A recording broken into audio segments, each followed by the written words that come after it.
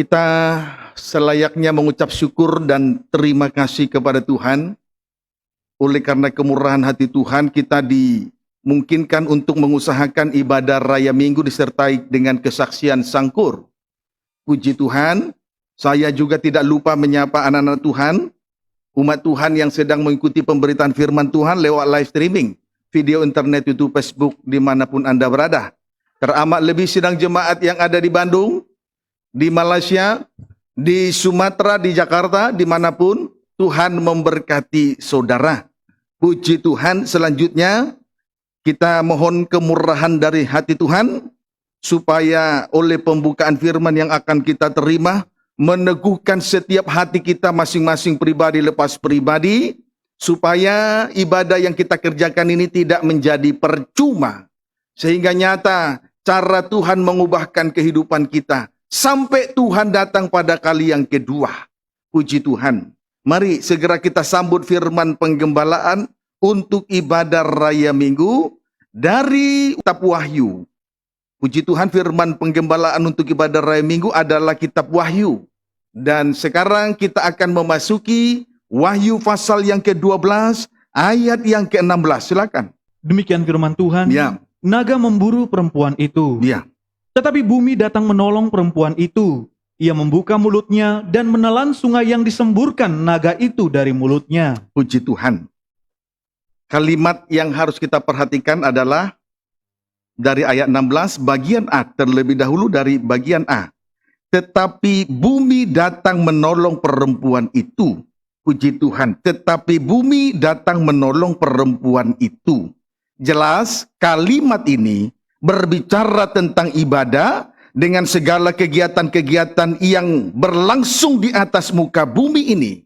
Saya ulangi, kalimat yang menyatakan, tetapi bumi datang menolong perempuan ini. Kalimat ini jelas berbicara tentang ibadah. Ibadah dengan segala kegiatan-kegiatan ibadah yang berlangsung di atas muka bumi ini. Amin. Namun ibadah dan kegiatannya dituntun oleh tongkat kerajaan, yakni tongkat kebenaran, sampai kepada puncaknya, yaitu doa penyembahan. Puji Tuhan. Sejenak kita membaca Mazmur pasal 45. Puji Tuhan. Ayat 7, silakan. Demikian firman Tuhan. Ya. Nyanyian pada waktu pernikahan raja. Puji Tuhan. Haleluya. Nyanyian pada waktu pernikahan raja. Yesus adalah raja, tetapi dalam pesta nikah anak domba dia tampil sebagai mempelai pria surga. Gereja yang sempurna tampil sebagai mempelai wanitanya, istri anak domba. Amin, saudaraku. Amin. Puji Tuhan. Haleluya. Jadi saya kira pengajaran mempelai ini harus dikobarkan, diproklamirkan dari timur sampai ke barat. Ini bukan suatu ajaran asing, tetapi ini harus menjadi ajaran untuk mengajar kehidupan rohani kita, baik juga hidup nikah kita dituntun sampai kepada puncak ibadah. Selama kegiatan ibadah ada di atas muka bumi ini. Amin. Amin. Ayat 7. Tahtamu kepunyaan Allah. Ya. Tahtamu kepunyaan Allah, terus Tetap untuk seterusnya dan tata selamanya. Allah sifatnya kekal. Tata Allah sifatnya kekal. Seterusnya dan selamanya. Sifatnya kekal. Amin, saudaraku. Amin. Tata Allah itu sifatnya kekal. Lalu, Dan tongkat kerajaanmu adalah tongkat kebenaran. puji Tuhan. Haleluya. Saudaraku, di sini kita melihat tatamu kepunyaan Allah. Tetap untuk seterusnya dan selamanya. Artinya tata Allah itu sifatnya kekal. Maka untuk membawa kita sampai kepada kekekalan itu, ibadah ini harus dituntun. Ibadah ini harus dipimpin oleh tongkat kerajaan. Itulah tongkat kebenaran. Itulah kebenaran yang sejati. Amin, saudaraku. Puji Tuhan. Haleluya. Kiranya dapat dipahami dengan baik. Haleluya. Itu sebabnya tadi saya katakan kalimat yang mengatakan pada Wahyu 16 ayat 16 bagian A, tetapi bumi datang menolong perempuan itu. Ini jelas berbicara tentang ibadah yang dituntun oleh tongkat kebenaran, dibawa sampai kepada doa penyembahan. Amin, saudaraku. Puji Tuhan. Lalu bagian B, baca Wahyu 12 ayat 16 bagian B. Demikian firman Tuhan. Ya, Ia membuka mulutnya ia membuka mulutnya. Terus dan menelan sungai yang disemburkan naga itu dari mulutnya. puji Tuhan. Kalimat berikutnya adalah ia membuka mulutnya dan menelan sungai yang disemburkan naga itu dari mulutnya. Artinya, jika kedudukan ibadah kita di bumi ini, ibadah dari gereja Tuhan berada pada puncaknya, maka arus pencobaan yang disemburkan dari mulut setan dapat teratasi. Sama dengan menelan sungai yang disemburkan naga itu dari mulutnya. Kiranya dapat dipahami dengan baik. Amin, saudaraku. Jadi saudara, kalimat bagian B dari ayat 16 ini adalah ia membuka mulutnya. Bumi tadi loh. Ia membuka mulutnya dan menelan sungai yang disemburkan naga itu dari mulutnya. Artinya, jika kedudukan ibadah dari gereja Tuhan berada pada puncaknya, itulah doa penyembahan, maka arus pencobaan yang disemburkan dari mulut setan dapat teratasi. Sama dengan menelan sungai yang disemburkan naga itu dari mulutnya. Amin.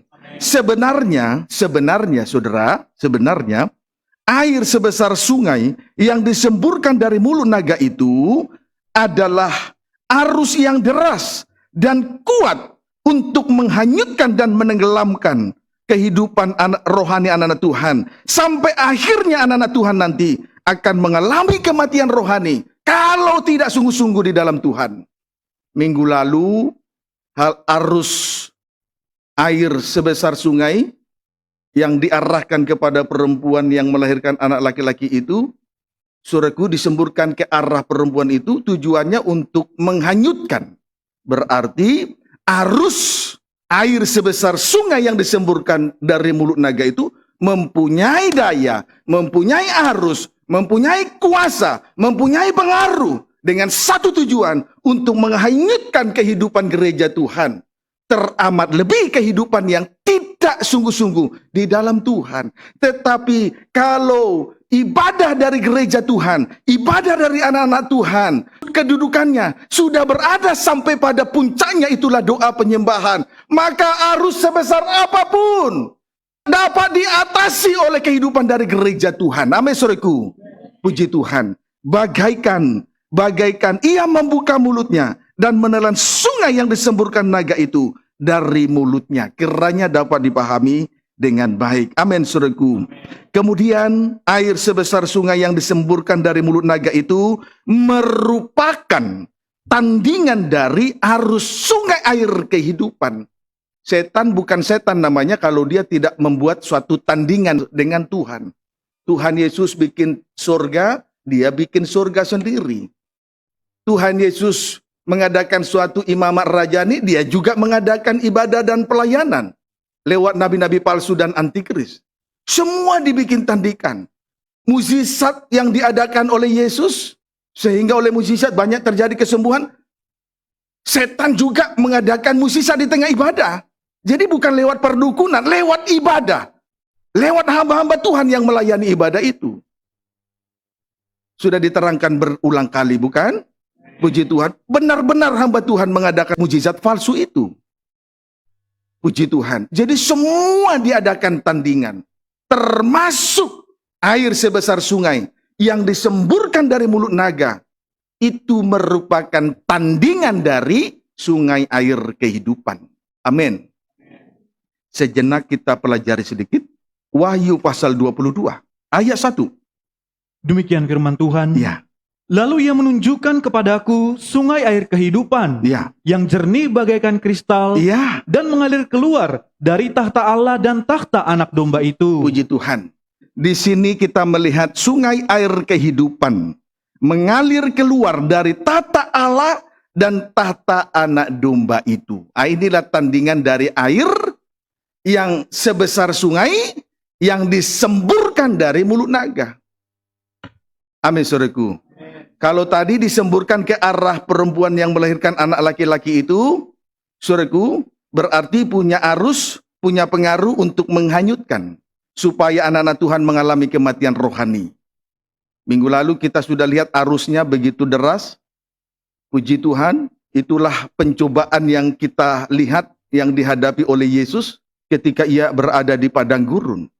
Pencobaan yang pertama, batu jadi roti. Pencobaan yang kedua, berada di tempat yang tinggi. Pencobaan yang ketiga, dari atas gunung segala sesuatu diperlihatkan. Kerajaan dunia diperlihatkan. Itu 3 pencobaan, tetapi merupakan arus yang menghanyutkan kehidupan dari anak-anak Tuhan. Kalau tidak hati-hati akan mengalami kematian rohani.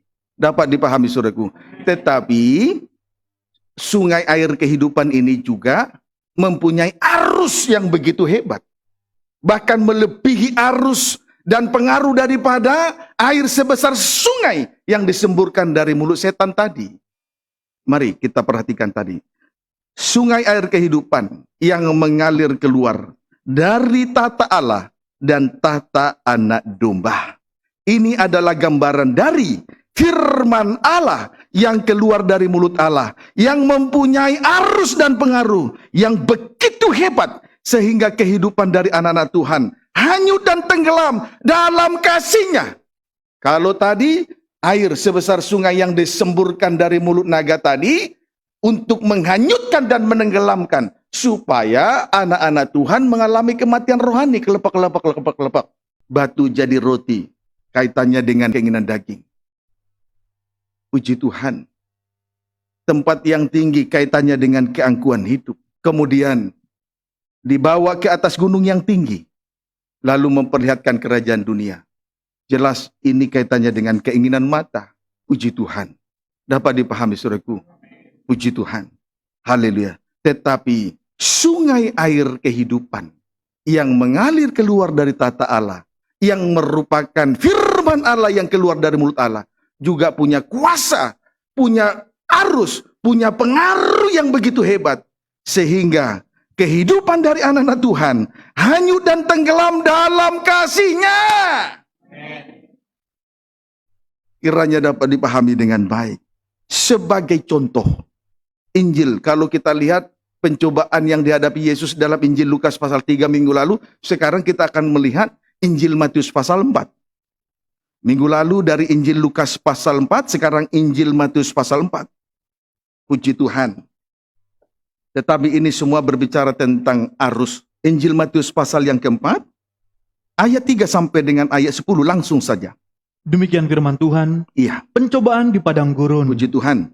Lalu datanglah si pencoba itu dan berkata kepadanya, Iya, terus? jika engkau anak Allah, Jika engkau anak Allah, terus? perintahkanlah supaya batu-batu ini menjadi roti. Batu-batu menjadi roti, terus? Tetapi Yesus menjawab, Iya, ada tertulis, ada tertulis.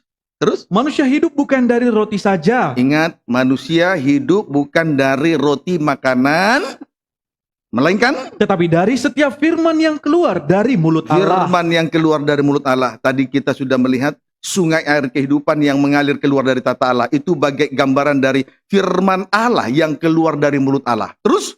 Kemudian iblis membawanya ke kota suci, Iya, kota suci. Terus? dan menempatkan dia di bubungan bait Allah. Hubungan bait Allah, menara gereja yang tinggi. Terus? Lalu berkata kepadanya, Iya, jika engkau anak Allah, iya, jatuhkanlah dirimu ke bawah. iya, Sebab ada tertulis, iya. mengenai engkau, ia akan memerintahkan malaikat-malaikatnya, Terus? dan mereka akan menatang engkau di atas tangannya, Terus? supaya kakimu jangan terantuk kepada batu. Ayat 7. Yesus berkata kepadanya, Iya. ada pula tertulis, Ada pula tertulis, kembali mengandalkan firman. Jangan andalkan kekuatan, terbatas kekuatan manusia. Amin. Firman Allah tidak terbatas. Karena itu sudah terbukti dari sejak semula. Langit, bumi, segala isinya, laut, segala isinya. Semua karena daya cipta dari kuasa firman. Bukan? Amin. Terus? Janganlah engkau mencobai Tuhan Allahmu. Ya. Terus? Dan iblis membawanya pula ke atas gunung yang sangat tinggi, Terus? dan memperlihatkan kepadanya semua kerajaan dunia dengan kemegahannya. Yang kedua, jangan mencobai Tuhan Allah. Puji Tuhan, jangan sesekali kita mengandalkan apapun yang ada, sekalipun posisi kita berada di tempat yang tinggi, jauh dari Tuhan, karena mengandalkan tempat tinggi itu sama dengan mencobai Tuhan. Saudara, hati-hati ya. Amin. Puji Tuhan, itu cobaan yang kedua sebagai arus yang menghanyutkan. Puji Tuhan, hati-hati. Itulah air sebesar sungai yang kedua yang disempurkan dari mulut naga itu. Yang pertama batu jadi roti, yang kedua tempat tinggi. Puji Tuhan. Jangan mencobai kalau berada di tempat tinggi, jangan mengandalkan tempat tinggi dengan mentinggalkan Tuhan, itu mencobai Tuhan. Hati-hati kalau sudah jatuh, siapapun tidak ada yang bisa menatang kecuali darah salib. Biar malaikat, sekalipun setan berkata nanti kakimu ditatang oleh malaikat. Itu kata-kata yang tidak benar, itu manipulasi dari hamba Tuhan yang tidak jujur di hadapan Tuhan. Terus Dan berkata kepadanya, ya, terus semua itu akan kuberikan Ya. kepadamu. kemudian ujian yang ketiga, Tuhan Yesus dibawa ke atas gunung yang sangat tinggi. Dari sana diperlihatkanlah kerajaan dunia dan kemegahan dunia. Terus dan berkata kepada Tuhan Yesus, setan berkata kepada Tuhan Yesus, semua itu akan kuberikan kepadamu. Terus Jika engkau sujud menyembah aku, yang dia minta penyembahan di Tuhan. Haleluya, hati-hati. Jangan karena kita ingin kaya lalu menyembah setan. Tapi di dalam rumah Tuhan juga banyak menyembah setan hanya untuk ingin kaya. Terus, maka berkatalah Yesus kepadanya, ya, enyahlah iblis, enyahlah iblis. Terus, sebab ada tertulis, kembali Yesus berkata, sebab ada tertulis. Yaitu firman Allah yang tertulis dalam kitab suci. Terus, engkau harus menyembah Tuhan Allahmu, iya, dan terus. hanya kepada Dia sajalah engkau berbakti. Puji Tuhan. Di sini kita melihat Yesus menghadapi 3 kali pencobaan dari iblis atau setan. Pencobaan yang pertama, Yesus disuruh untuk memerintahkan supaya batu-batu menjadi roti. Puji Tuhan, ini terhubung langsung dengan keinginan daging. Amin, saudaraku. Pencobaan yang pertama ini merupakan arus atau pengaruh yang mempunyai arus yang kuat untuk menghanyutkan kehidupan anak Tuhan, supaya anak Tuhan mengalami kematian rohani. Diawali dari keinginan daging, batu menjadi roti. Nah, itu hebatnya air sebesar sungai yang disemburkan dari mulut naga itu loh, saudara. Hati-hati, saudara. Puji Tuhan, hampir-hampir kita tidak bisa membedakan ini firman Tuhan atau firman setan. Jadi kalau di dalam gereja yang disodorkan soal makan dan minum semata, yang disodorkan hanya bicara soal berkat-berkat semata, ini hati-hati, hati-hati. Hampir-hampir tidak bisa kita bedakan firman Tuhan atau firman hantu. Itu pencobaan yang pertama, mempunyai arus yang begitu kuat karena terhubung langsung dengan keinginan daging. Kiranya dapat dipahami dengan baik. Lalu pencobaan yang kedua, Yesus ditempatkan di bubungan bait Allah atau menara gereja. Lalu diperintahkan untuk menjatuhkan diri. Ini pencobaan yang kedua, saudaraku, juga arusnya begitu hebat. Tanpa sadar banyak anak Tuhan mencobai Tuhan, walaupun dia berkata tidak mencobai Tuhan. Dengan mengandalkan tempat yang tinggi, kedudukan jabatan yang tinggi, oleh karenanya dia tinggalkan ibadah, dia tinggalkan pelayanan, dia tinggalkan kegiatan roh. Dia tidak peduli dengan perkara di atas perkara rohani. Sama dengan mencobai Tuhan. Nah, ini juga merupakan arus yang kedua. Pencobaan yang kedua ini juga arus yang begitu hebat. Ini terhubung langsung dengan keangkuhan hidup. Amin, saudaraku. Terhubung langsung dengan keangkuhan hidup. Lihat alasan setan untuk menjatuhkan Tuhan Yesus. Coba baca ayat 6. Lalu berkata kepadanya, Iya, jika engkau anak Allah, iya, jatuhkanlah dirimu ke bawah, iya. sebab ada tertulis. Jadi setan pakai ayat juga, saudara. Setan pakai ayat juga. Ayatnya benar. Tetapi ayat tidak boleh dipenggal. Hymenaeus Philetus juga diceritakan oleh Rasul Paulus kepada Timotius. Soal pelayanannya yang mengatakan terhadap sidang jemaat bahwa kebangkitan itu sedang berlangsung. Tetapi tidak memberitakan dasar yang teguh. Kebangkitan dia ceritakan, tapi kematian Yesus dia tidak ceritakan. Sengsara dan kematian Yesus tidak diceritakan. Paham, saudara? Amin. Terus, Sebab ada tertulis. ya, dia pakai ayat juga loh, saudara. Seperti Hymenaeus dengan Philetus tadi. Terus, Mengenai engkau, Ya. ia akan memerintahkan malaikat-malaikatnya. memang betul ada seperti itu ayatnya. Terus, Dan mereka akan menatang engkau iya, di atas memang ada tangannya, ayatnya. Di atas tangannya terus. supaya kakimu jangan Ya. terantuk kepada batu. Inilah alasan setan untuk memerintahkan Yesus menjatuhkan diri dari menara gereja. malaikat akan menatang. Tapi ingat, kalau manusia jatuh dalam dosa, dosa kejahatan, dosa kesombongan, dosa kenajisan, dan kecemaran yang lain, malaikat tidak bisa menopang. Yang bisa menopang dan mengangkat kita manakala kita jatuh dalam berbagai jenis dosa, hanya darah salib Kristus. Tidak ada yang lain. Ilmu, pengetahuan, uang yang banyak, jabatan, kedudukan yang tinggi, tidak bisa menatang kita. Itu sebabnya saya katakan, pencobaan yang kedua ini merupakan arus yang begitu hebat, yang disempurkan dari mulut naga itu. Supaya hanyut dan tenggelam, sehingga gereja mengalami kematian rohani.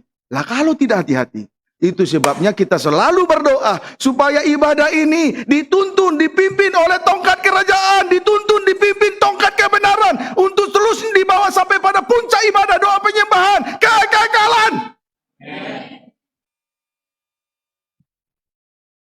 Puji Tuhan, kiranya dapat dipahami dengan baik. Lalu pencobaan yang ketiga, Yesus dibawa ke atas gunung yang tinggi, lalu dari sana memperlihatkan kerajaan dunia dan kemegahannya. Dari sana memperlihatkan keindahan dunia, keindahan-keindahan dunia. Dapat dipahami saudaraku? Puji Tuhan. Kemudian setan berjanji, semuanya itu akan diberikan kepadamu dengan syarat Yesus harus menyembah setan. Itu yang saya maksud tadi. Tidak sedikit anak Tuhan tanpa sadar sudah menyembah setan. Gunung yang tinggi itu rumah Tuhan. Kalau dari situ kita memandang keindahan dunia, sama dengan menyembah setan. Dapat dipahami saudaraku? Tetapi sebaliknya, kalau kita ada di dalam Tuhan, di dalam rumah Tuhan, lewat ibadah yang Tuhan percayakan ini, maka yang Tuhan perlihatkan adalah keindahan dari kerajaan surga dan kemegahannya. Tetapi kalau gereja menyembah setan, yang diperlihatkan perkara lahiriah. Isi pokok pemberitaan firman adalah soal berkat-berkat. Isi pokok dari pemberitaan firman hanya soal musisat jasmani yang sakit sembuh. Setiap hari bicara musisat jasmani, setiap hari bicara berkat-berkat. Saya ini tidak anti berkat, saya tidak anti mujizat jasmani. Tidak. Tetapi kalau orientasi dari ibadah dan pelayanan, kalau sentral dari ibadah dan pelayanan hanya bicara soal berkat dan mujizat jasmani, berarti gereja sedang diperlihatkan kerajaan dunia dan kemegahannya. Bukan kerajaan surga dan kemegahannya, serta keindahan-keindahan yang ada di dalamnya. Kiranya dapat dipahami dengan baik. Jadi sudah sangat jelas sekali bahwa pencobaan yang ketiga ini juga merupakan arus dan pengaruh yang begitu hebat untuk menghanyutkan dan menenggelamkan hidup rohani gereja Tuhan, supaya gereja mengalami kematian rohani. Kiranya dapat dipahami dengan baik. Saya berharap bukan saja sidang jemaat Keluarga Allah GPT Betania, tetapi juga sidang jemaat di Malaysia, sidang jemaat yang ada di Bandung, di Jakarta, di Sumatera, di mana saja, simpatisan, dalam luar negeri, perhatikan sungguh-sungguh. Kita harus memiliki pandangan nubuatan, memandang jauh ke depan. Jangan berpikir sempit. Kiranya dapat dipahami dengan baik. Amin, saudaraku. Puji Tuhan. Haleluya. Jadi, saudaraku, selanjutnya, untuk menghadapi 3 pencobaan sebagai arus yang hebat dari setan ini, Yesus selalu berkata, baik pencobaan yang pertama, baik pencobaan kedua, baik pencobaan yang ketiga, Yesus selalu berkata, ada tertulis.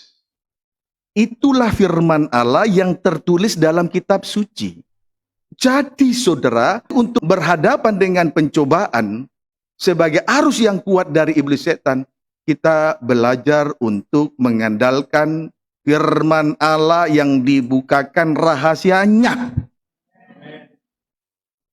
Ilmu dan pengetahuan, kemampuan manusia di bidang apapun belum sempurna. Karena kemampuan semacam itu belum sempurna untuk menyelamatkan manusia. Kiranya dapat dipahami dengan baik. Amin, saudaraku. Singkatnya, sungai air kehidupan, yakni firman Allah yang keluar dari mulut Allah, berkuasa untuk memimpin pribadi Yesus hanyut dan tenggelam di dalam kasih Allah, yakni doa penyembahan. Ibadahnya dituntun oleh tongkat kerajaan sampai kepada doa penyembahan. Coba buktinya. Ayat 10, baca. Maka berkatalah Yesus kepadanya, Ya. nyala iblis, Nyala iblis, supaya iblis pergi dari kita. Perhatikan, terus. sebab ada tertulis, Andalkan firman Allah yang keluar dari mulut Allah. Sungai air kehidupan yang mengalir keluar dari tata Allah. Firman Allah yang keluar dari mulut Allah. Terus. engkau harus menyembah Tuhan Allahmu, Terus. dan hanya kepada Dia sajalah engkau Ibadah dari pribadi Tuhan Yesus memuncak sampai kepada doa penyembahan. Memuncak sampai kepada kekekalan. Sebab itu, kita patut bersyukur kepada Tuhan. Lewat pengajaran mempelai dalam terangnya tabernakel, ibadah pelayanan dalam penggembalaan GPT Betania, Serang dan Cilegon, seluruh sidang jemaat ibadahnya dituntun oleh tongkat kerajaan, dituntun oleh tongkat kebenaran, tidak ragu, karena semua berpola. Yesus tabernakel sejati. Itu polanya. Kalau ibadah tanpa pola, tidak mengerti ukuran rohani kita, saudara. Sudah dihanyutkan atau belum? Dapat dipahami, saudaraku. Puji Tuhan. Haleluya. Nah, jadi saudaraku, sekali lagi saya katakan, sungai air kehidupan, firman Allah yang keluar dari mulut Allah, berkuasa untuk memimpin pribadi Yesus hanyut dan tenggelam di dalam kasih Allah, yakni doa penyembahan. Kuasanya dapat menelan air sebesar sungai yang disemburkan dari mulut naga tersebut. Bumi datang menolong perempuan itu, membuka mulutnya, dan menelan air sebesar sungai yang disempurkan oleh naga itu, ditelan habis oleh bumi. Doa penyembahan. Ibadah yang memuncak sampai kepada doa penyembahan. Ibadah di bumi memuncak sampai doa penyembahan. Semua arus yang menghanyutkan ditelan habis oleh bumi. Kiranya dapat dipahami dengan baik. Amin, suruhku. Puji Tuhan. Haleluya. Puji Tuhan. Puji Tuhan. Ayat 11, baca. Lalu iblis meninggalkan dia, dan lihatlah, malaikat-malaikat datang melayani Yesus. Puji Tuhan. Lalu iblis meninggalkan dia. Dan lihatlah, malaikat-malaikat datang melayani Yesus. Malaikat sidang jemaat ialah gembala sidang atau pemimpin rumah Tuhan. Dengan pelayanannya akan dinikmati oleh sidang jemaat. Jikalau ibadah kita, sidang jemaat dan ibadahnya sudah berada pada kedudukan yang tertinggi, yakni doa penyembahan. Amin, saudaraku. Puji Tuhan. Kiranya dapat dipahami dengan baik. Sekali lagi, malaikat sidang jemaat itu adalah gambaran dari gembala sidang atau pemimpin rumah Tuhan. Dengan pelayanannya akan dinikmati oleh sidang jemaat itu sendiri. Jikalau ibadah dari sidang jemaat itu sudah berada pada kedudukan yang tertinggi, yakni doa penyembahan. Kita akan menikmati kemurahan dari pelayanan dari gembala sidang, malaikat sidang jemaat. Sebab itu Tuhan perintahkan hamba-hamba Tuhan. Ada yang jabatan penginjil, guru, dan lain. Saya hamba Tuhan menerima jabatan gembala. Diutus Tuhan untuk menggembalakan sidang jemaat. Lalu kalau sidang jemaat, kedudukan rohaninya sudah berada pada puncaknya, dia tinggal menikmati pelayanan dari gembala sidang tersebut. Tinggal nikmati, tidak usah khawatir, tidak usah risau masa depan. Lalu tidak usah susun agenda. Nanti kalau saya lulus SLTP, saya cari SLTA yang favorit. Saya sudah lulus SLTA favorit, saya cari kuliah favorit. Terus. Akhirnya jauh dari Tuhan. Tidak usah seperti itu. Andalkan Tuhan. Berikan ibadahmu dipimpin tongkat kerajaan sampai pada kedudukannya, pada kedudukan yang tertinggi. Doa penyembahan. Nanti Tuhan akan perintahkan malaikat-malaikatnya untuk melayani kehidupan kita. Tidak usah risau. Tenang. Tenang tinggal di kemah. Tidak usah berburu daging seperti Esau. Kalau berburu daging tempatnya di padang. Kalau cari Tuhan, cari surga, tenang, tinggal di kemah. Cari Tuhan atau cari dunia? Nah itu loh. Hati-hati dengan arus yang menghanyutkan dari setan ini, saudara. Puji Tuhan, haleluya. Kita lihat sebagai pembuktian. Benar tidak malaikat-malaikat melayani Tuhan Yesus? Matius pasal 6, ayat 33. Demikian firman Tuhan. Ya, Hal kekhawatiran. hal kekhawatiran. Terus, Tetapi carilah dahulu kerajaan Allah dan kebenarannya. ya. Maka semuanya itu akan ditambahkan kepadamu. Oh, sederhana ayat ini. Ini ayat mas dan ayat hafalan. Tetapi carilah dahulu kerajaan Allah dan kebenarannya. Jelas itu menunjuk ibadah kita di bumi ini sudah berada pada kedudukan yang tertinggi, yakni doa penyembahan. Itu maksudnya, cari dahulu kerajaan Allah dan kebenarannya. Jelas ini berbicara tentang ibadah kita di bumi ini, namun ibadah ini sudah berada pada kedudukan yang tertinggi, yakni doa penyembahan. Kalau kedudukan ibadah kita sudah berada pada puncaknya, doa penyembahan, selanjutnya semuanya akan ditambahkan. Kerinduan di hati, cita-cita masa depan ditambahkan. Asal memberi diri dalam ibadah dituntun oleh tongkat kerajaan. Sampai kedudukannya berada pada kedudukan yang tertinggi. Itu loh, puji Tuhan. Kiranya dapat dipahami dengan baik ya, amin saudaraku. Ayo buka hati, buka pikiran. Supaya semua pandangan-pandangan yang di belakang berubah. Kita miliki pandangan yang baru ke depan. Itu jauh lebih baik. Masa depan di tangan Tuhan. Ayat 34. Sebab itu janganlah kamu khawatir akan hari besok. Tidak usah khawatir hari esok. Tidak usah khawatir hari esok. Amin. Soal pekerjaan, soal cita-cita, soal masa depan yang di depan. Tidak usah khawatir. Terus, Karena hari besok mempunyai kesusahannya sendiri. hari esok mempunyai kesusahannya sendiri. Yang penting hari ini dulu kita ada di tengah ibadah. Itu dulu. Jangan kita pikirkan hari esok, sekarang aja tidak ibadah. Sudah terbalik. Itu bukan firman. Itu kebenaran manusia. Yang dihasilkan oleh pemikiran manusia. Terus, Kesusahan sehari cukuplah untuk sebab sehari. itu, ini suatu peringatan yang baik. Kesusahan sehari cukuplah untuk sehari. Yang penting hari ini dulu. Hari ini kita di dalam Tuhan. Hari ini kita di tengah ibadah dan pelayanan. Hari ini kita ada dalam kegiatan roh. Dan tongkat kerajaan menuntun ibadah hari ini. Sampai kepada kedudukan yang tertinggi. Puncak ibadah doa penyembahan. Amin.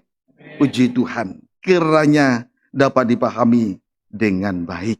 Puji Tuhan. Haleluya. Sebab itu jangan khawatir akan hari besok. Karena hari besok mempunyai kesusahannya sendiri. Yang penting hari ini saja. Kesusahan sehari cukuplah untuk sehari. Kalau firman ini diteguhkan di hati kita, berarti Tuhan, itu tandanya Tuhan sudah perintahkan malaikat-malaikat untuk melayani kita. Bukan? Kalau juga firman ini sudah diteguhkan di hati dan pikiran kita, maka dalam doa pun tidak salah. Banyak orang salah dalam doa. Dia minta terlalu mulu-mulu di luar takaran iman. Matius pasal 6 ayat 11. Coba judulnya. Demikian firman Tuhan. Judulnya. Hal berdoa. Nah, ini doa Bapak kami. Ayat 11. Berikanlah kami pada hari ini Hari ini loh. Hari ini bukan hari esok. Terus. makanan kami yang secukupnya. Iya. Dalam hal berdoa pun tidak salah. Yang didoakan kebutuhan hari ini. Jangan terlalu mulu-mulu. Saya dulu. Karena ini ibadah raya minggu. Ibadah roh. Ibadah kesaksian. Kita menjadi saksian karena ada api, ada roh. Ada terang, ada karena ada urapan. Nah, ini kesaksian. Sebelum saya terpanggil jadi hamba Tuhan, saya punya pemikiran. Saya nanti akan berubah, masuk gereja, beribadah dan melayani, mau jadi imam-imam tua-tua. Tapi tunggu dapat pekerjaan yang mapan. Posisi kedudukan yang mapan. Intinya punya uang, punya mobil, punya rumah, punya ini dan itu untuk mendukung ibadah. Barulah saya datang beribadah. Ternyata rencana-rencana ini meleset. Tidak seperti itu. Tanpa diduga, terpanggil jadi hamba Tuhan. Tidak bawa apa-apa, mas perak tidak punya. Jadi hamba Tuhan, di tengah ibadah, di tengah pelayanan, di dalam rumah Tuhan. Nah itu loh, sebab itu jangan kita salah dalam berdoa. Kenapa orang salah dalam berdoa? Karena hatinya belum diteguhkan oleh apa yang benar dari surga. Izinkanlah ibadah kita, hidup kita dalam ibadah kita, dituntun oleh tongkat kerajaan sampai puncaknya, doa penyembahan. Itu saja titik. Sesudah itu nanti Tuhan perintahkan malaikat-malaikatnya. Malaikat sidang jemaat, itulah gembala sidang, serta pelayanannya itu akan nikmati oleh sidang jemaat. Sebagaimana sore ini kita sudah nikmati kemurahan dari surga lewat pembukaan firman, sehingga kita mengerti rancangan-rancangan yang Tuhan buat dalam setiap kehidupan kita masing-masing. Amin. Puji Tuhan. Jadi jangan keliru lagi. Dapat dipahami saudaraku? Puji Tuhan. Selanjutnya, tulis saja. Ciri-ciri dari sungai air kehidupan yang keluar dari mulut Allah. Kita harus tahu ciri-cirinya. Jangan saudara asal terima saja firman Tuhan. Harus tahu ciri-cirinya. Ciri-ciri sungai air kehidupan atau firman Allah yang keluar dari mulut Allah. Ciri-cirinya kita tentu saja kita akan melihat dan akan kita temukan di dalam Wahyu pasal 22 ayat 1, baca. Demikian firman Tuhan. Iya. Lalu ia menunjukkan kepadaku Iya. sungai air kehidupan. Sungai air kehidupan. Terus yang jernih bagaikan kristal. Jernih bagaikan kristal. Terus dan mengalir keluar dari tahta Allah. Mengalir keluar dari tahta Allah dan tahta anak domba. Firman Allah yang keluar dari mulut Allah. Amin saudaraku. Puji Tuhan. Ciri-cirinya. Lihat, sungai air kehidupan yang keluar dari mulut Allah. Ciri-cirinya. Jernih bagaikan kristal. Itu loh saudara. Jernih bagaikan kristal. Artinya firman Allah yang keluar dari mulut Allah berkuasa untuk mengadakan penyucian. Sehingga kehidupan kita, kehidupan dari gereja Tuhan sama seperti kristal. Penyucian itu, firman yang keluar dari mulut Allah itu berkuasa untuk mengadakan penyucian dalam hidup, ibadah, pelayanan, nikah kita. Amin saudaraku. Puji Tuhan. Sehingga kehidupan dari gereja Tuhan nanti, puncak dari penyucian itu menjadi sama seperti kristal. Jernih bagaikan kristal. Itu loh, ingat itu. Ini ciri firman yang keluar dari mulut Allah, sungai air kehidupan. Jernih bagaikan kristal. Inilah firman Allah yang keluar dari mulut Allah. Berkuasa untuk mengadakan penyucian. Sehingga kehidupan dari gereja Tuhan sama seperti kristal. Lihat kehidupan kristal. Ya, puji Tuhan. Ayat menjelaskan ayat. Jangan pengertian manusia. Nanti salah kita. Tidak jelas arah ibadah nanti. Puji Tuhan. Itu sesuatu yang harus ditolak. Tapi rupanya banyak juga itu terjadi di dalam rumah Tuhan. Nah, ini harus ditolak sebetulnya. Tapi kita bersyukur. Karena Tuhan beri pengertian. Menerangi hati dan pikiran kita semua. Amin. Mari kita lihat kristal. Kehidupan kristal. Wahyu 21 ayat 2. Wahyu 21 ayat 2. Ayat 9 sampai 10 dulu. Demikian firman Tuhan. Ya. Langit yang baru dan bumi yang baru. Langit yang baru dan bumi yang baru. Berarti langit yang pertama, bumi yang pertama berlalu. Sudah. Laut pun berlalu. Jadi ibadah laut berlalu. Itu ibadah yang dipimpin oleh antikris. Bicara soal berkat ekonomi, keuangan, kedudukan, jabatan. Kemudian ibadah bumi juga akan berlalu. Itulah ibadah yang dipimpin oleh nabi palsu. Yang selalu mengadakan mukjizat-mukjizat secara jasmani. Mengadakan kesembuhan, tapi berita firman dengan jelas tidak disampaikan. Sehingga jemaat kagum. Tapi tidak mengerti surga. Surga hanya dirangkai dengan kata-kata yang indah. dirangkai dengan kata-kata mulut supaya surga itu nampak di muka, di depan. Padahal kamuflase, semu, tidak nampak, bagaikan bayang-bayang, tidak bisa diraih. Dapat dipahami saudaraku. Amin. Puji Tuhan. Lihat kehidupan kristal. Ayat 2. Dan aku melihat kota yang kudus, Ya, kota kudus. Yerusalem yang baru, Ini bukan di Jawa Timur loh saudara ya. Ini kota kudus bukan di Jawa Timur saudara. Ini pengertian rohani saudara. Jangan saudara pikir nanti ayo kita wisata ke kota kudus. Tidak seperti itu. Ya, amin. amin. Ulangi dulu terus. Dan aku melihat kota yang kudus, Kota kudus terus. Yerusalem yang baru, Disebut Yerusalem baru. Dari mana dia? Terus turun dari sorga, dari surga. dari Allah, Itulah langit yang baru, bumi yang baru, laut berlalu, langit pertama sudah berlalu, diganti dengan langit bumi yang baru. Mempelai Tuhan terus. yang berhias bagaikan pengantin perempuan Ya. yang berdandan untuk suaminya. 9-10. Yerusalem yang baru. Ya, sama. Maka datanglah seorang dari ketujuh malaikat yang memegang ketujuh cawan. Ya, yang 7 penuh malaikat yang memegang ketujuh cawan. Berarti penghukuman yang ketujuh yang terakhir dari cawan murka Allah. Yang cawan bokor, cawan penghukuman yang ketujuh yang terakhir. Terus? yang penuh dengan ketujuh malapetaka terakhir itu. Iya, terus? Lalu ia berkata kepadaku, Ia berkata terus? katanya, Iya. marilah ke sini. Ya, terus? Aku akan menunjukkan kepadamu Sebelum kita mengalami penghukuman dari cawan murka yang ketujuh yang akan ditimpakan oleh malaikat yang ketujuh itu, lebih baik kita terima apa yang ditunjukkan oleh malaikat ketujuh ini, saudara, sore ini. Amin, saudaraku. Amin. Sebelum ditimpa oleh malapetaka yang ketujuh, cawan murka Allah yang ketujuh, bokor yang ketujuh, oleh malaikat yang ketujuh, yang tidak mengasihi Tuhan. Saya ulang ya, tidak mengasihi firman, penghukumannya dari 7 sangkakala. Tidak mengasihi Roh Kudus, penghukumannya dari 7 materai. Tidak mengasihi kasih Allah, tidak menolak kasih Allah, penghukumannya dari 7 cawan murka, 7 bokor yang akan ditimpakan oleh 7 malaikat itu.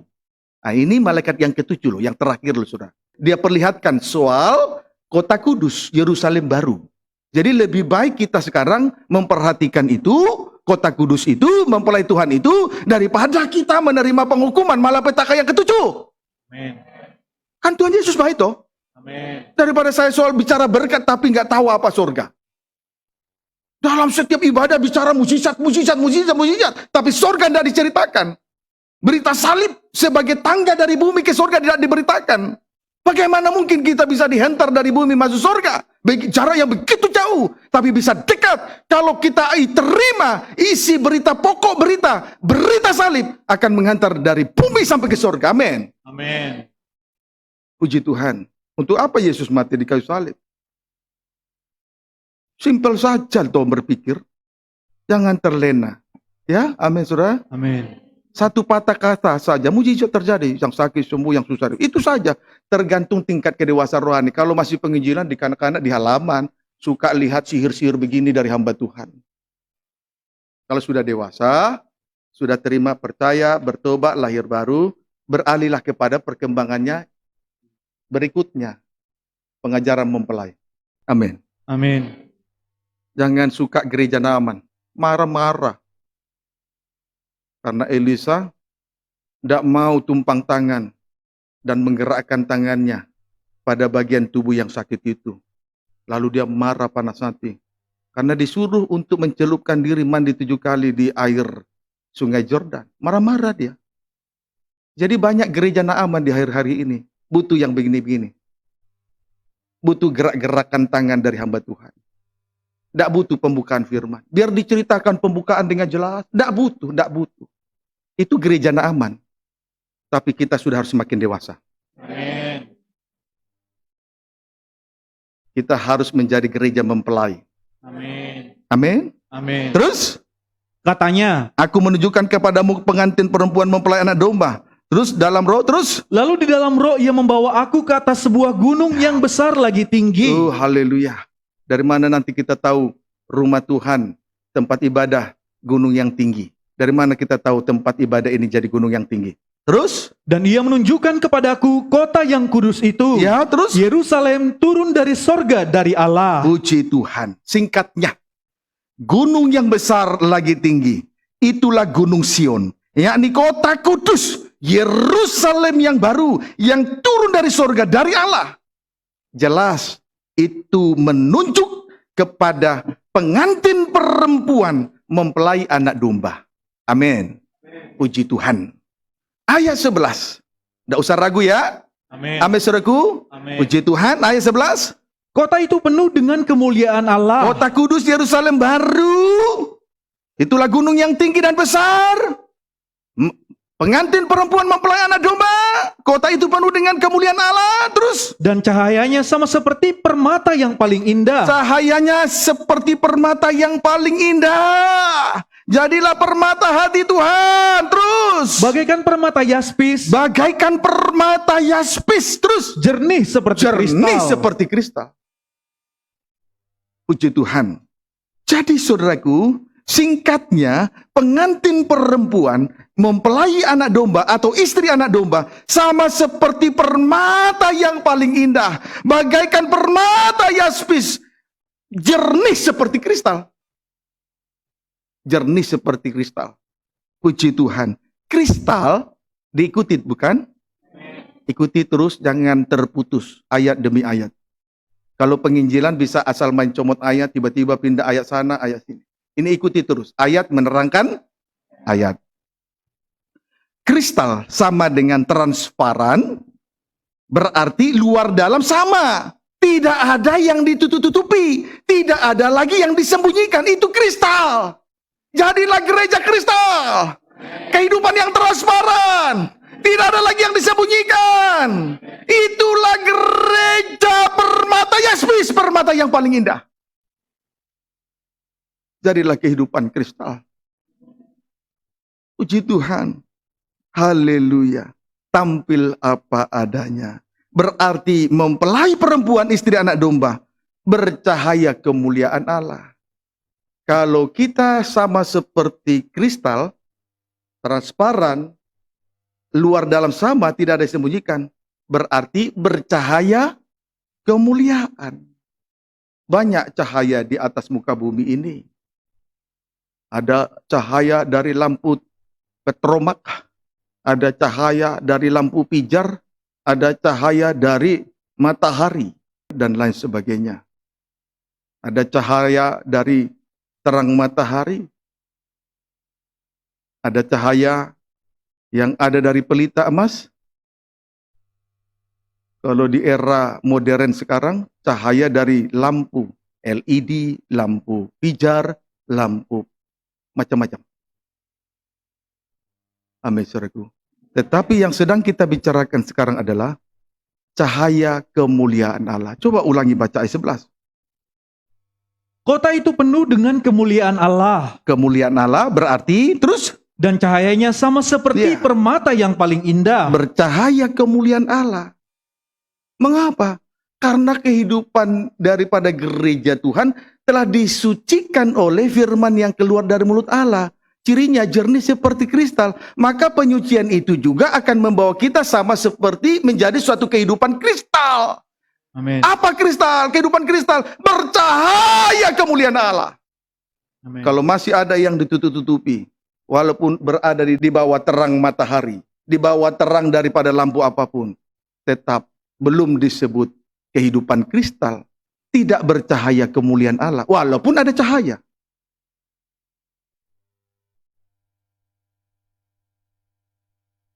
Bercahaya kemuliaan Allah. Amin. Itu ciri dari firman yang keluar dari mulut Allah. Sungai air kehidupan. Itu loh saudara. Penyuciannya membawa kita sampai menjadi satu kehidupan kristal. Bercahaya kemuliaan Allah. Tidak ada lagi yang disembunyikan. Tidak ada lagi tutupi. Luar dalam sama. Transparan itu kristal. Tidak ada yang ditutupi.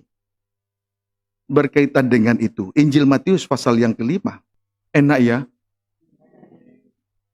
Karena kalau tanpa pengertian tidak mungkin kita bisa masuk surga.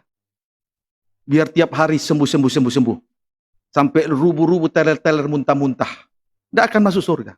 Yang membawa kita masuk surga, pengertian yang baik, yang mulia, yang suci, yang sempurna. Itu yang menyelamatkan. Amin, saudaraku. Puji Tuhan. Biar rubuh-rubuh loh tiap hari di tengah ibadah. Sampai teler mabuk-mabuk di situ. Tidak akan masuk surga. Mujizat apapun tidak akan bawa dia masuk surga. Pengertian tentang salib ini yang bawa kita masuk surga.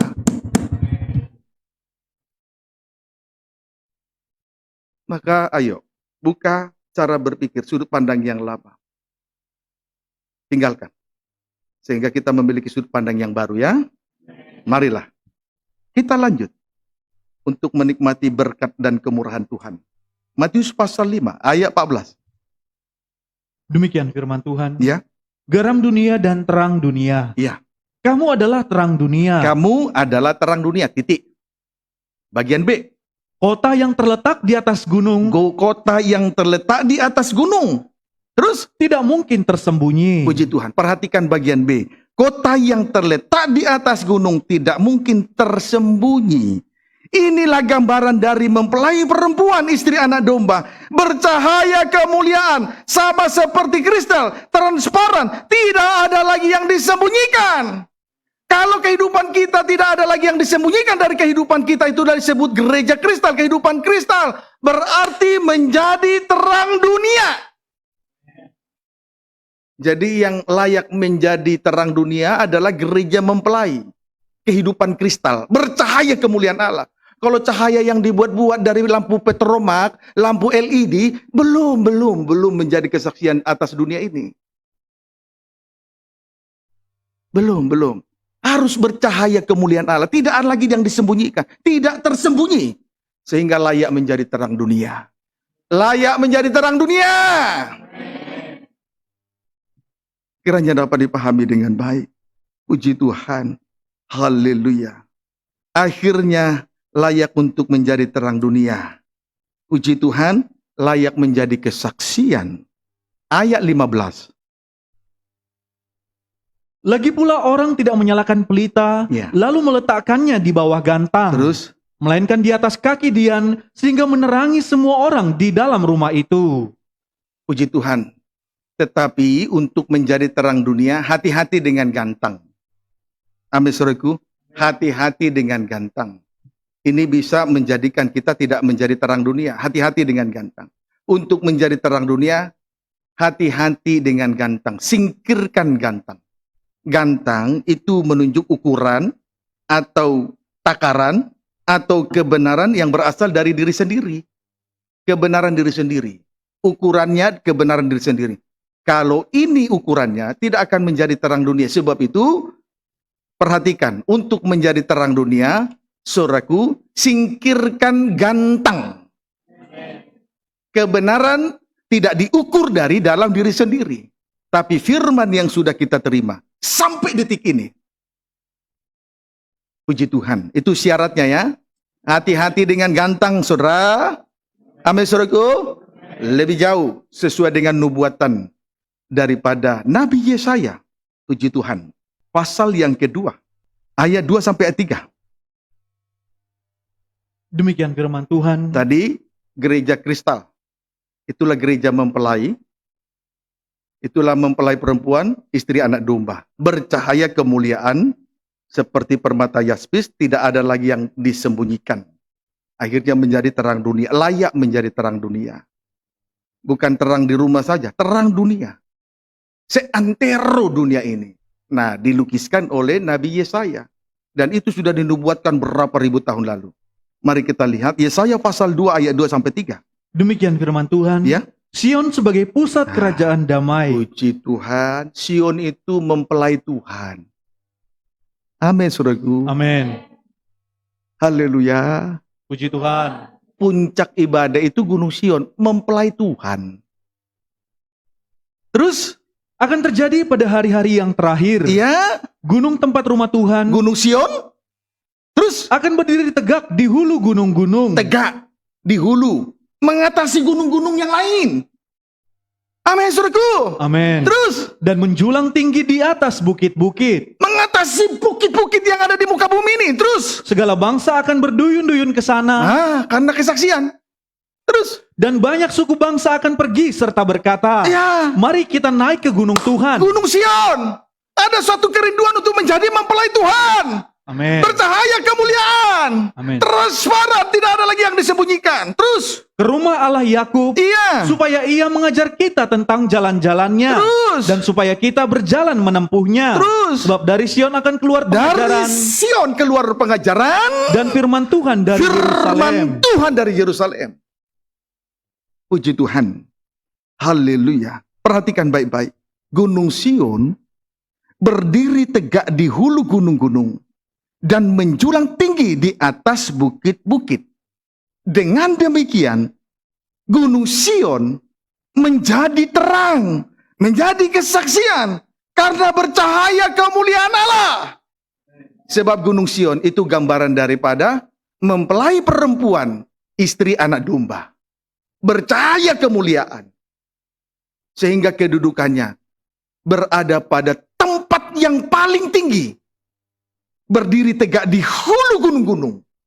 Berdiri tegak di hulu gunung-gunung. Hulu berarti tempat yang paling tinggi, hulu. Berdiri tegak di hulu. Di hulunya gunung-gunung. Jadi gunung mempelai, gereja mempelai, Gunung Sion lebih tinggi dari gunung tempat rumah Tuhan yang lain. Maka bersyukur kalau di tengah ibadah pelayanan kita digembalakan oleh pengajaran mempelai dalam terangnya tabernakel untuk membawa kita menjadi suatu kehidupan kristal, menjadi mempelai perempuan, istri anak domba.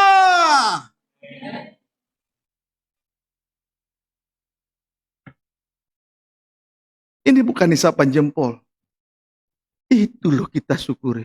Kita bersyukur. Bapak Pendeta atau Reverend Van Gesel, bangsa Belanda, dilahirkan di bumi pertiwi Indonesia ini. Jadi kalau Indonesia dijajah oleh Belanda, bukan suatu kebetulan. Tuhan mau menyatakan kemurahannya kepada bangsa Indonesia.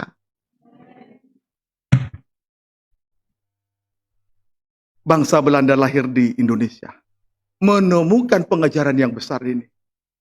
Lalu murid pertama Pendeta Indiono turun. Terus sampai hari ini kita lanjutkan pengajaran yang mulia ini. Amin. Puji Tuhan. Kita lanjutkan. Supaya kita betul-betul berada dalam rencana Allah yang besar. Projek Allah yang besar. Tapi dibutuhkan pengorbanan yang besar, biaya yang besar. Amin, saudaraku. Puji Tuhan. Kiranya dapat dipahami dengan baik. Puji Tuhan. Dengan demikian, tadi berdiri tegak di hulu gunung-gunung dan menjulang tinggi di atas bukit-bukit, mengatasi gunung lain, ibadat tempat rumah Tuhan yang lain. Dengan demikian, menjadi Gunung Sion layak menjadi terang dunia, menjadi kesaksian karena bercahaya kemuliaan. Buktinya apa? A. Berdiri tegak mengatasi gunung-gunung yang lain. Gunung yang lain itu menunjuk rumah Tuhan, tempat ibadah yang di dalamnya hanya bicara soal berkat-berkat lahiriah. Ibadah itu yang disebut ibadah laut. Berbicara soal mengadakan mujizat jasmani, bicara hanya soal kesembuhan, bicara hanya soal rubu-rubu, muntah-muntah, ketawa dalam roh. Itu gunung-gunung lain, bukan Gunung Sion. Kalau kita mengacu kepada ayat ini, bukan pengertian saya.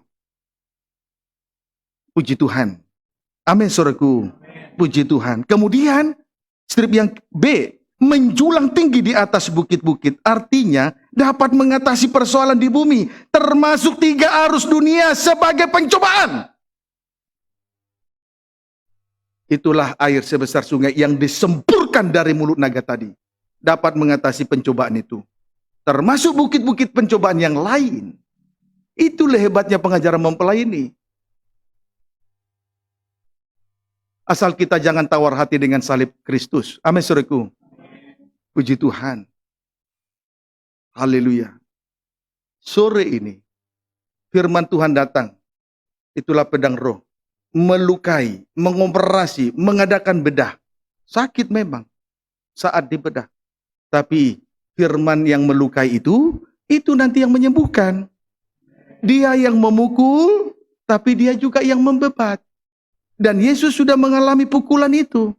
Sehingga bilu-bilunya memberi kesembuhan. Amin. Puji Tuhan. Haleluya.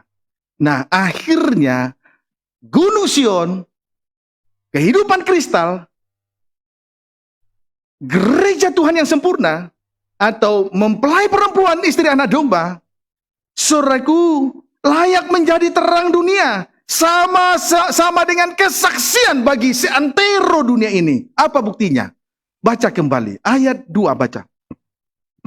Akan terjadi pada hari-hari yang terakhir. Ya, Gunung tempat rumah Tuhan akan berdiri tegak di hulu gunung-gunung. ya. Dan menjulang tinggi di atas bukit-bukit. Itulah kehidupan kristal, mempelai perempuan istri anak domba bercahaya kemuliaan, layak menjadi terang dunia. Apa buktinya?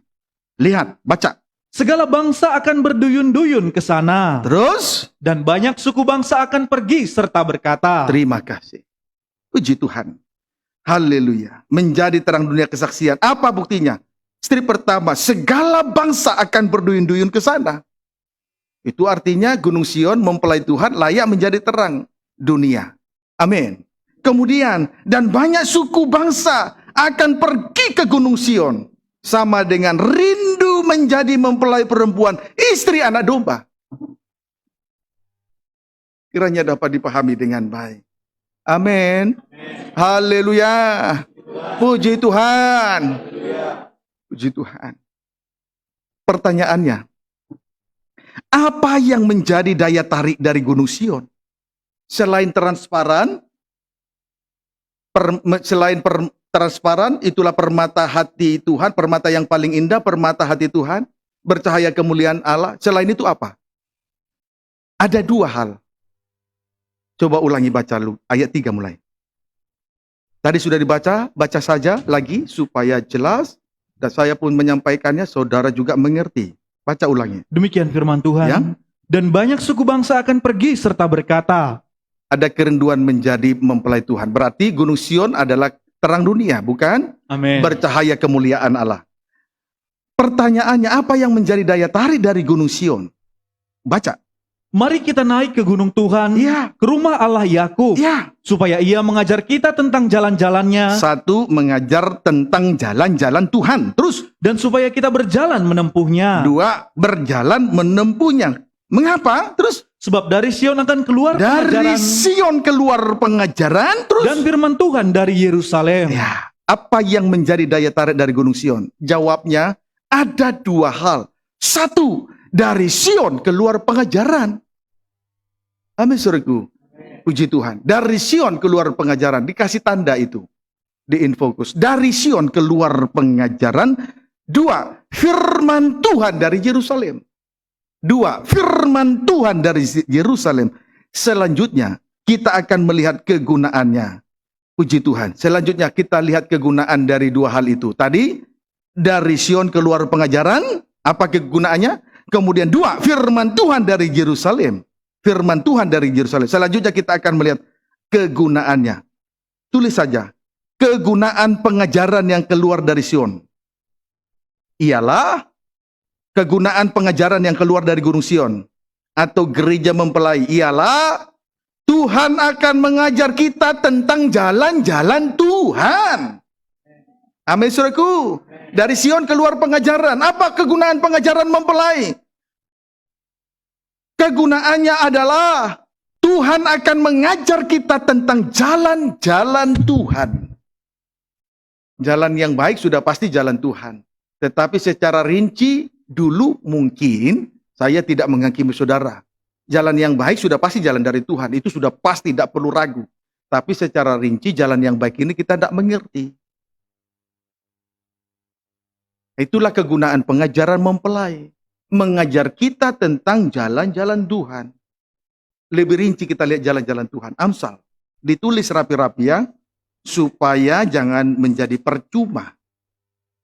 Amsal pasal itu tanda bahwa kita firman sudah ditulis oleh Roh Kudus dalam lo daging di hati kita. Kalau kita tulis firman. Amsal 30 ayat 18 sampai 19. Lihat jalan-jalan Tuhan loh saudara. Amin, saudaraku. Amin. Puji Tuhan. supaya betul-betul berkat itu meneguhkan hati kita tentang jalan-jalan Tuhan. Baca ayat 18-19. Demikian firman Tuhan. Terus Ada 3 hal yang mengherankan aku. ada 3 hal yang mengherankan Salomo. Ini pengakuannya, bukan saya yang mengatakan. Terus Bahkan ada 4 hal yang tidak ku mengerti. Salomo yang punya hikmat yang luar biasa saja, tidak paham rencana Tuhan, termasuk jalan-jalan Tuhan. Itu loh hebat, itu loh luar biasanya jalan-jalan Tuhan. Jadi saudara, hamba Tuhan sebesar apapun tidak akan mengerti apa-apa kalau Tuhan tidak menunjukkan jalan-jalan Tuhan lewat pengajaran yang keluar dari Gunung Sion. Itu loh yang saya maksud di atas tadi. Apa perbedaan gereja Tuhan Gunung Sion dari gunung-gunung lain? Gunung Sion mengatasi gunung lain loh saudara. Sudah terbukti sore ini. Jalan-jalan tuh Tuhan beritahu lewat pengajaran yang keluar dari Gunung Sion tuh memberitahukan kepada kita tentang jalan-jalan Tuhan. Dahulu kita hanya tahu jalan Tuhan jalan baik, tapi secara rinci kita tidak mengerti apa-apa. Tapi sore ini Tuhan akan tunjukkan jalan-jalan Tuhan. Amin. Namun sekalipun demikian, Salomo yang penuh hikmat, Salomo yang penuh dengan pembukaan firman Allah, yang mempunyai Mazmur, mempunyai Amsal, pengkhotbah, kidung agung, tetap tidak mengerti tentang jalan-jalan Tuhan. Tetapi sore ini, petang ini, Tuhan tunjukkan jalan-jalan Tuhan kepada kita. Amin. Bukankah kita ini bangsa kafir? Bukankah kita ini bangsa yang harus dimurkai? Bukankah kita ini datang dengan latar belakang bermacam-macam, ada yang kejahatan, kenajisan, munafik, dusta, dan lain sebagainya. Tapi siapakah kita ini? Oleh pengajaran yang kita terima, Tuhan tunjukkan jalan-jalannya kepada kita. Ayat yang ke-19, terus. Jalan Raja Wali di udara. Jalan Raja Wali di udara, terus. Jalan ular di atas cadas. Jalan ular di atas cadas, terus. Jalan kapal di tengah-tengah laut. Iya. Dan jalan seorang laki-laki dengan seorang gadis. Puji Tuhan. Haleluya. Lihat jalan tadi, kegunaan pengajaran. Kegunaan dari pengajaran. Puji Tuhan, Tuhan akan mengajar kita tentang jalan-jalan Tuhan tadi. Jalan-jalan Tuhan, ada 4 hal.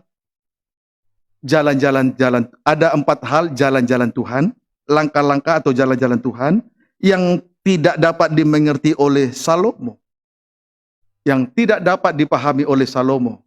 Sementara Salomo ini penuh hikmat, penuh pembukaan firman. Adapun jalan-jalan Tuhan antara lain: 1, jalan Raja Wali di udara; 2, jalan ular di atas cadas; 3, jalan kapal di tengah-tengah laut; 4, jalan seorang laki-laki dengan seorang gadis. Ini jalan yang terakhir yang ditempuh oleh Tuhan. Puji Tuhan. Sekarang marilah kita memeriksa tentang 4 jalan yang ditulis oleh Salomo ini. Amin, saudaraku. Puji Tuhan. Mari kita lihat tentang 4 jalan yang ditulis oleh Raja Salomo. Sekarang tentang jalan Raja Wali di udara. Jalan Raja Wali. Saudara simak terus ya. Jangan putus. Tentang jalan Raja Wali di udara. Ini adalah gambaran Yesus. Puji Tuhan. Dari atas, dari surga, dari Allah. Turun ke bumi sebagai Raja. Puji Tuhan. Turun ke bumi sebagai Raja. Kemudian, oleh karena pengurapannya yang kita alami di tengah ibadah dan pelayanan ini, kita semua dijadikan sebagai raja-raja kecil di bumi untuk melayani ibadah-ibadah di atas muka bumi ini. Puji Tuhan. Itu jalan Raja Wali di udara. Itu gambaran Yesus sebagai Raja. Dari surga, dari Allah, turun ke bumi. Tetapi oleh kemurahan Tuhan, lewat ibadah ini, Tuhan mengurapi kita untuk menjadi imam-imam, raja-raja atau imam rajani, untuk melayani ibadah dan pelayanan yang Tuhan percayakan di atas muka bumi ini. Amin, saudaraku. Itu loh jalan Raja Wali. Kiranya dapat dipahami tentang jalan ular di atas cadas. Tentang jalan ular di atas cadas. Ini merupakan gambaran yang dialami oleh Yesus sebagai manusia. Banyak menanggung sengsara dan derita di atas kayu salib di Bukit Golgota. Bagaikan berjalan di atas cadas yang keras dan sakit dan pahit dialami Yesus di atas kayu salib. Amin, saudaraku. Mengapa Yesus harus mengalami ini?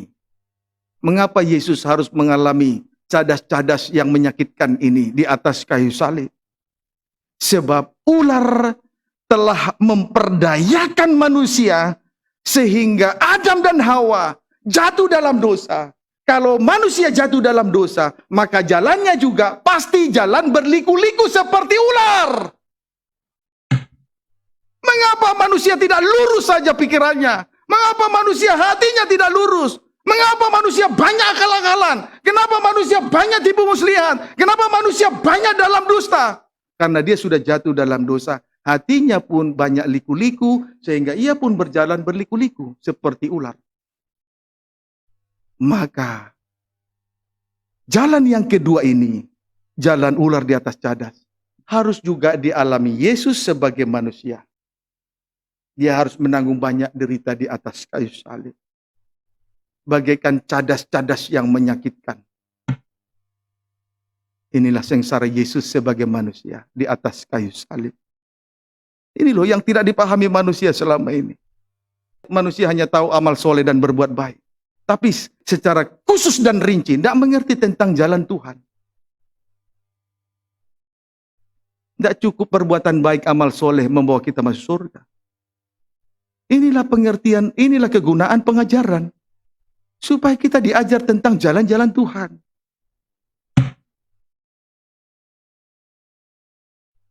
Sekarang, tentang yang ketiga, tentang jalan kapal di tengah laut. Puji Tuhan. Ini adalah gambaran Yesus sebagai hamba. Puji Tuhan. Yang melangkah berjalan untuk melayani seantero dunia ini. Lautan dunia ini. Puji Tuhan. Bagaikan kapal yang berlayar. Meraungi. Melewati lautan bebas. Berlayar di lautan bebas. Dan kapal ini datang dari surga. Muatannya adalah perkara-perkara surgawi. Muatan dari kapal yang berlayar di tengah lautan ini adalah perkara-perkara rohani. Muatannya adalah perkara-perkara yang indah-indah dari surga. Dan sekarang dia berlayar di tengah lautan bebas. Untuk mencari pelabuhan hati manusia. Buka hatimu. Tuhan mau mencari pelabuhan hati. Dan kalau tiba bersandar di pelabuhan hati kita masing-masing, muatan surgawi yang ada di dalam kapal itu, kekayaan surgawi, perkara yang indah dari surga yang ada di dalam kapal itu, akan segera dikeluarkan. Dan ditaruh di dalam hati kehidupan manusia. Itu pekerjaan hamba. Tadi Yesus raja, Yesus manusia dalam sengsara, sekarang Yesus sebagai hamba. Bagaikan kapal di tengah lautan. Penuh dengan muatan yang indah dari surga. Jadilah sang bandar yang baik. Menjadi tempat pelabuhan, tempat Tuhan bersandar. Supaya segera muatan yang ada dalam kapal ini dipindahkan. Menjadi bagian di hati kita, di hidup kita masing-masing. Hargai pelayanan hamba-hamba Tuhan. Jangan saudara menganggap enteng ibadah-ibadah yang Tuhan percayakan ini. Kita hanya tahu yang baik, amal soleh. Tidak cukup. Tidak cukup. Tidak cukup menghantar kita masuk surga. Tidak cukup. Apalagi pelayanan pura-pura baik. Tidak cukup. Tidak cukup. Tidak cukup. Puji Tuhan. Kiranya dapat dipahami dengan baik.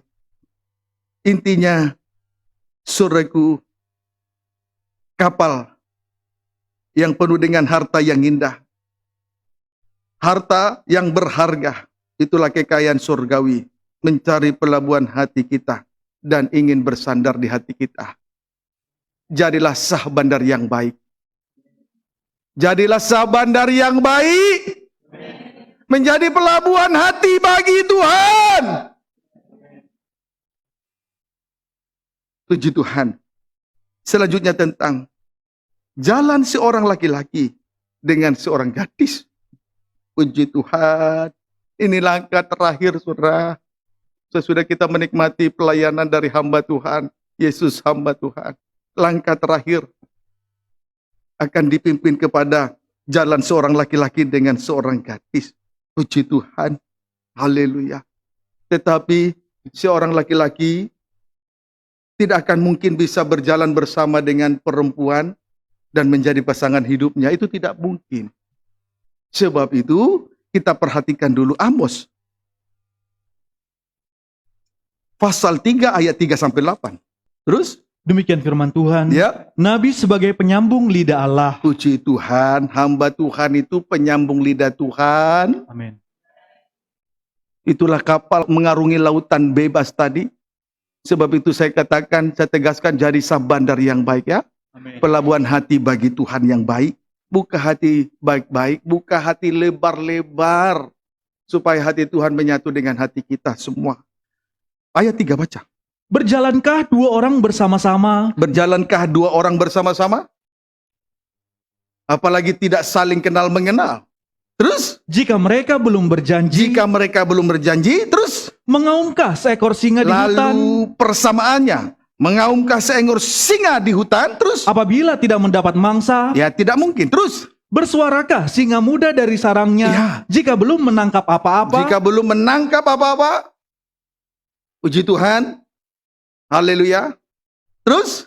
jatuhkah seekor burung ke dalam perangkap di tanah? Ya, Apabila tidak ada jerat terhadapnya, terus? membingkaskah perangkap dari tanah? Ya, Jika tidak ditangkapnya sesuatu, ya, adakah tidak mungkin membingkas. Dia membingkas karena dia menangkap apa yang menjadi buruannya. Terus? adakah sangkakala ditiup di suatu kota? Ya, puji Tuhan, pembukaan firman disampaikan di dalam kota kudus di tengah ibadah, terus? Dan orang-orang tidak gemetar? Tidak gemetar. Jadilah kehidupan yang takut akan Tuhan. Amin. Takut dan gentar saat berita firman sangkakala disampaikan. Amin. Terus, Adakah jangan keras hati. Terus, adakah terjadi malapetaka di suatu kota dan Tuhan tidak melakukannya? terus. Sungguh, Tuhan Allah tidak berbuat sesuatu tanpa menyatakan keputusannya kepada hamba-hambanya para nabi. Terus, Singa telah mengaum. singa suku Yehuda, Yesus Kristus, terus. Siapakah yang tidak takut? Dia telah mengaum sekarang. Supaya kehidupan kita menjadi suatu kehidupan yang takut akan Tuhan. Lalu dibawa dalam suatu rencana yang indah. Yaitu dalam sebuah kesepakatan lewat pembukaan firman. Untuk kita melangkah bersama dengan Tuhan. Masuk dalam pesta nikah anak domba. Amin. Masuk dalam pesta nikah anak domba. Amin. Singa dari suku Yehuda telah mengaum. Telah mengadakan pembukaan firman Tuhan. Lewat janji firman. Supaya ada kesepakatan bersama. Untuk kita dibawa masuk dalam pesta nikah anak domba. Amin, saudaraku. Setuju? Puji Tuhan. Haleluya. Puji Tuhan. Berbahagialah saudara. Karena Tuhan sudah menunjukkan jalan-jalan Tuhan. Dari mana kita dapat mengetahui jalan Tuhan? Karena kita menerima pengajaran mempelai. Puji Tuhan. Wahyu 19. Maka sangat kasihan orang yang menolak pengajaran mempelai. Satu kali nanti dia akan rasakan itu. Hanya sibuk soal berkat. Nanti dia akan terima semua itu. Wahyu 19. Baca ayat 6 sampai 9. Demikian firman Tuhan. Perjamuan kawin anak domba. Ya, Lalu aku mendengar seperti suara himpunan besar orang banyak. ya, kumpulan orang besar. Semoga kita satu ada di antara kumpulan besar itu. Amin. Terus, Seperti desau air bah. ya, Dan seperti deru guru yang hebat. ya, Katanya, ya. haleluya. Haleluya.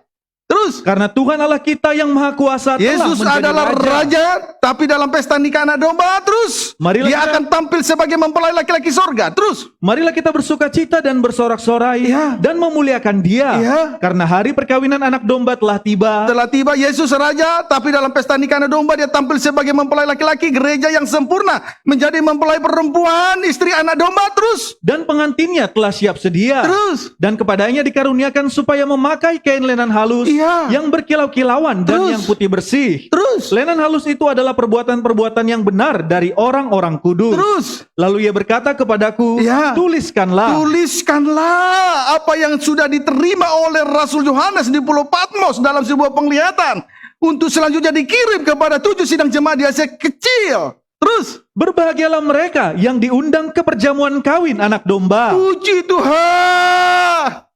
Berbahagialah mereka yang diundang dalam perjamuan malam kawin anak domba, pesta nikah anak domba. Mengapa ada kebahagiaan dalam pesta nikah? Karena sudah ada kesepakatan, ada perjanjian lewat pembukaan firman yang kita terima sore hari malam ini. Amin, saudaraku. Amin.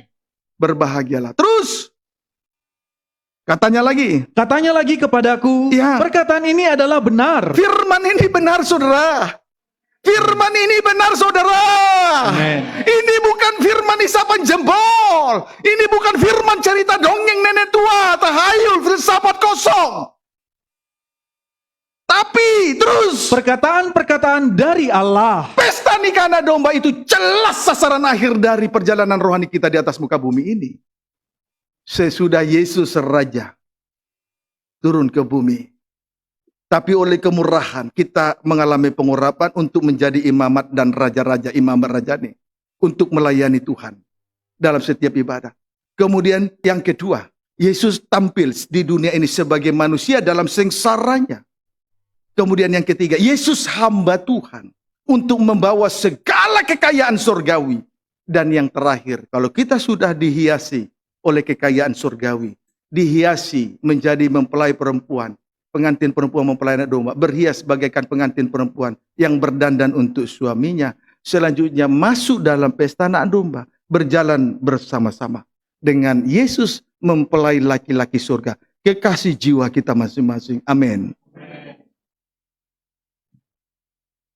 Puji Tuhan. Haleluya.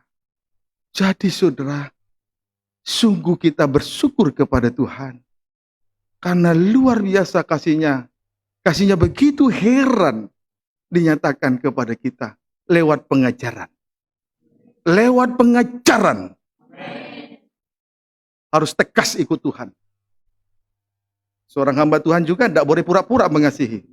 Harus jujur. Kiranya dapat dipahami dengan baik. Puji Tuhan. Roma 11 ayat 33. Kita akan mengakhiri beberapa ayat lagi. Agak panjang malam ini, tidak apa-apa ya.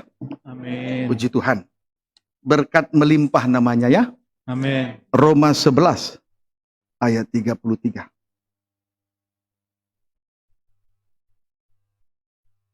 Baca. Demikian firman Tuhan. Oh ya. Penyelamatan Israel. Oh haleluya. Terus. Oh alangkah dalamnya kekayaan. Oh alangkah. Oh alangkah dalamnya kekayaan. Terus. Hikmat dan pengetahuan Allah. Hikmat. Pembukaan firman. Pengetahuan Allah. Terus. Sungguh tak terselidiki keputusan-keputusannya. Sungguh tak terselidiki keputusan-keputusannya. Terus. Dan sungguh tak terselami jalan-jalannya. Sungguh tak terselami jalan-jalannya. Jadi antara Rasul Paulus dengan Raja Salomo sama-sama hamba Tuhan yang rendah hati. Tidak merasa diri bisa. Karena rencana Tuhan luar biasa. Jalan-jalan Tuhan tidak terselami oleh akal dan pikiran manusia. Amin. Puji Tuhan. Haleluya. Kiranya dapat dipahami. Ayat 34. Sebab siapakah yang mengetahui pikiran Tuhan? Terus. Atau siapakah yang pernah menjadi penasihatnya? Puji Tuhan. Kiranya dapat dipahami dengan baik. Siapa yang mengetahui pikiran Tuhan? Siapakah yang pernah menjadi penasihatnya? Tidak ada. Artinya tidak terselami jalan-jalan Tuhan. Sehingga perkataan Salomo sangat sinkron sekali dengan apa yang diakui oleh Rasul Paulus kepada jemaat di Roma. Sesuai dengan tulisan yang dikirimkan ini. Kiranya dapat dipahami dengan baik. Kita akan tancap gas, Yesaya 2 ayat 2. Untuk melihat yang kedua, terlalu tanggung untuk dilanjutkan besok di minggu yang akan datang. Terlalu tanggung. Bersabar dikit ya. Bersabar ya. Amin. Yesaya pasal 2, yang penting berkatnya. Yesaya pasal 2, ayat 2 sampai 3 baca. Demikian firman Tuhan. Ya. Akan terjadi pada hari-hari yang terakhir. Ya. Gunung tempat rumah Tuhan akan berdiri tegak di hulu gunung-gunung. Saudara tidak usah ragu lagi soal gereja mempelai, bukan? Amin. Mengatasi gereja-gereja lain, bukan? Amin. Terus Dan menjulang tinggi di atas bukit-bukit. mengatasi semua pencobaan sebagai arus yang disemburkan setan. Terus Segala bangsa akan berduyun-duyun ke sana. berarti gunung gereja mempelai Gunung Sion menjadi terang dunia. Ini loh cikal bakalnya tadi. Terus Dan banyak suku bangsa akan pergi serta berkata, ada apa di atas Gunung Sion? Terus mari kita naik ke gunung Tuhan, Ya. ke rumah Allah Yakub, ada apa? Terus supaya ia mengajar kita tentang jalan-jalannya, sudah tadi. Terus dan supaya kita berjalan barulah yang menempuhnya. kedua, supaya kita berjalan menempuhnya. Terus Sebab dari Sion akan keluar pengajaran, keluar pengajaran, kegunaannya Tuhan mengajar kita tentang jalan-jalan Tuhan. Yang diakhiri pesta nikah anak domba. Oh, alangkah dalamnya hikmat Tuhan. Amin. amin. Terus Dan firman Tuhan dari Yerusalem, baru sekarang tentang firman Tuhan dari Yerusalem. Kegunaannya supaya kita berjalan menempuhnya. Supaya kita berjalan menempuhnya. Itu kegunaannya. Sesuai dengan ayat yang kita baca tadi. Supaya kita berjalan menempuhnya. Yerusalem itu menunjuk imam-imam dan raja-raja. Atau pelayan-pelayan Tuhan. Atau hamba-hamba Tuhan. Yang menjadi contoh teladan di tengah ibadah dan pelayanan. Gembala sidang, hamba Tuhan yang menerima jabatan gembala sidang. Untuk menggembalakan sidang jemaat sebagai kawanan domba harus menjadi contoh teladan. Gembala sidang harus menjadi contoh teladan. Dia harus menuntun domba-dombanya di depan. Gembala sidang harus gembala terhadap kawanan domba, bukan gembala terhadap bebek. Kalau bebek, dia di belakang, ambil cambuk, dia pukul, ayo, sus.